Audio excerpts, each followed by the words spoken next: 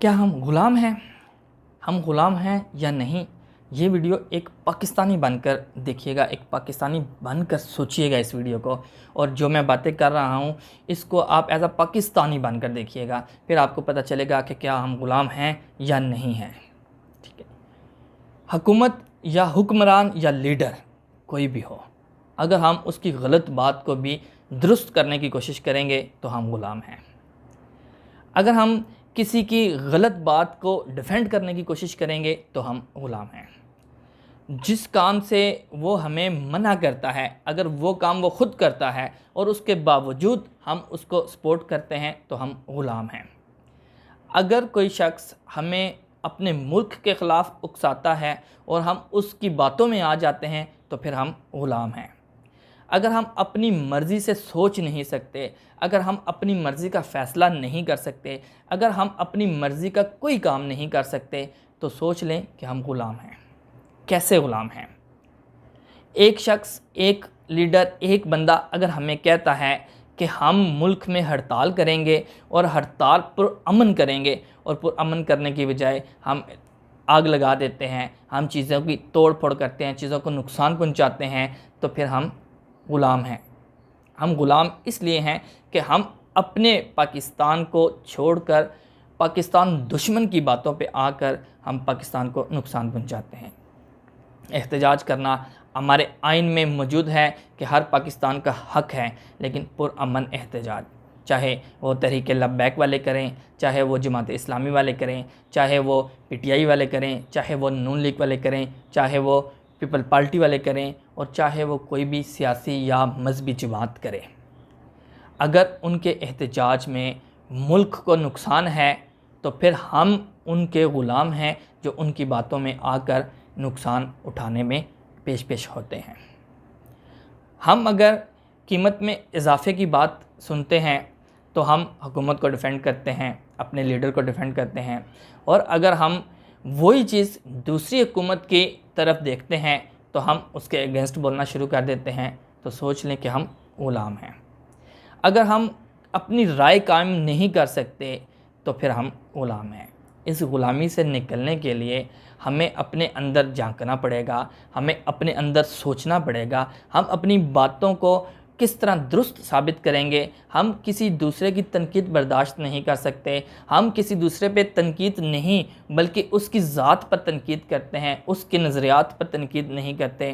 ہمیں ہر وہ شخص برا لگتا ہے جو ہمارے خلاف بات کرتا ہے، یا ہماری خامیاں نکالتا ہے، یا ہمارے بارے میں وہ سچ ہمیں بتاتا ہے جو ہمارے اندر موجود ہیں، لیکن ہم کبوتر کی طرح آنکھیں بند کر کے اس کو تسلیم کرنے سے انکار کر دیتے ہیں۔ ہم غلام ہیں۔ یہی تو غلامی ہے، اسی کا نام تو غلامی ہے کہ ہم اپنے پاکستان میں رہتے ہوئے ہم دوسرے ممالک کی باتوں میں آتے ہیں، اور کس کے تھرو آتے ہیں؟ اپنے لیڈروں کے تھرو آتے ہیں، تو ہم غلام ہیں۔ ہم غلامی ختم کیسے کر سکتے ہیں؟ ہم غلامی اس وقت تک ختم نہیں کر سکتے جب تک ہم اچھے کی اور سچے کی پہچان نہیں کر سکتے، اور اچھے اور سچے کی پہچان تب ہوگی جب ہمارے اندر اچھا اور سچا موجود ہوگا۔ ہم لوگ دوسروں کی طرف دیکھتے ہیں اور دوسروں کی طرح سوچتے ہیں، جیسے مختلف ٹرینڈ چلتا ہے، جیسے مختلف ویڈیوز وائرل ہو جاتی ہیں، ان ویڈیوز کے اندر کچھ بھی نہیں ہوتا، وہ وائرل ہو جاتی ہیں۔ اسی طرح کسی بات پہ صداقت ہے یا نہیں ہے، ہمارے لیڈر نے شیئر کیا ہے، ہمارے پسندیدہ شخصیت نے شیئر کیا ہے، تو ہم اس کو دھڑا دھڑ شیئر کرنا شروع کر دیں گے۔ سوشل میڈیا پہ بہت ساری چیزیں موجود ہیں جس کو آپ دیکھ کر میری ان باتوں کی تصدیق کر سکتے ہیں۔ میں کسی ایک پارٹی کو نشانہ نہیں بناؤں گا، میں کسی ایک پارٹی کے خلاف بات نہیں کروں گا۔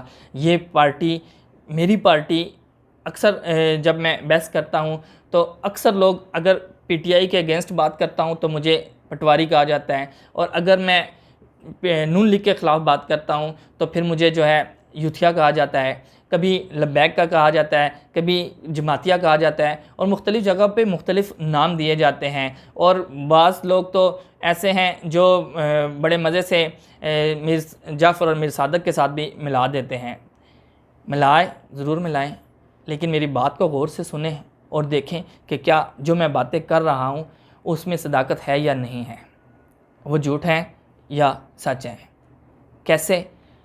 جب آپ اپنی ان باتوں پر غور کریں گے تو آپ کو آٹومیٹیکلی میری باتیں سمجھ آنا شروع ہو جائیں گی۔ کوئی چیز آپ دیکھیں، کسی سیاسی چھوڑ دیں، نبی کریم صلی اللہ علیہ وسلم کی حدیث ہے کہ بغیر تصدیق کے کوئی چیز شیئر نہ کرے، کوئی آگے نہ پہنچائیں۔ پھر ہم کیا کرتے ہیں، ہمیں صرف ایک میسیج آنا چاہیے، میسیج آئے گا اور دیکھیں گے وہ ہمارے حق میں ہوگا، ہم اس کو فوراً سے شیئر کر دیں گے۔ تو کیوں شیئر کر دیں گے؟ اس کو دیکھیں، اس کو سمجھیں، اس کو پرکھیں، اور اپنے اندر جو غلامی ہے، کسی پارٹی کی بھی غلامی ہے، اس غلامی سے باہر نکلیں، باہر نکل کے صرف اور صرف پاکستان کا سوچیں۔ اگر نواز شریف ٹھیک ہے اور پاکستان کے حق میں ہے تو میرا جو لیڈر ہے یا میری جماعت جو ہے وہ نون لیگ ہے اور میں اس کو لیڈر مانوں گا۔ اگر وہ اس کے حق میں نہیں ہے تو میں اس کو لیڈر نہیں مانوں گا، میں اس کے خلاف بات کروں گا، اس کی تنقید کروں گا۔ اگر عمران خان اچھا کام کرتا ہے، عمران خان پاکستان کے حق میں نکلتا ہے، عمران خان کے جو اقدامات ہیں وہ پاکستان کے لیے بہتر ہیں، تو عمران خان ہمارا لیڈر ہے، ہم عمران خان کے ساتھ چلیں گے، عمران خان کی جماعت ہماری جماعت ہوگی۔ اگر زرداری، بلاور اگر یہ اچھے کام کرتے ہیں، اگر سعد رضوی اچھا کام کرتے ہیں، اگر مولانا فضل الرحمان صاحب اچھا کام کرتے ہیں، جماعت اسلامی اچھا کام کرتی ہے، کوئی بھی جماعت اگر وہ اچھا کام کرتی ہے جس سے ملک اور قوم کو فائدہ ہوتا ہے تو ہماری جماعت ہے۔ ہم جماعت کے یا ہم لیڈر کے غلام نہیں ہیں، ہم پاکستانی ہیں اور پاکستانی بن کر سوچیں گے۔ اگر آپ کو میری یہ باتیں کسی بھی جگہ پہ غلط لگتی ہیں تو کمنٹس باکس میں ضرور اپنی رائے دیجئے گا، اور اگر میں غلط ہوں تو میری حوصلہ شکنی کیجئے گا، اور اگر میں ٹھیک ہوں تو میری حوصلہ افزائی کیجئے گا۔ اجازت چاہوں گا اس نعرے کے ساتھ، پاکستان زندہ باد۔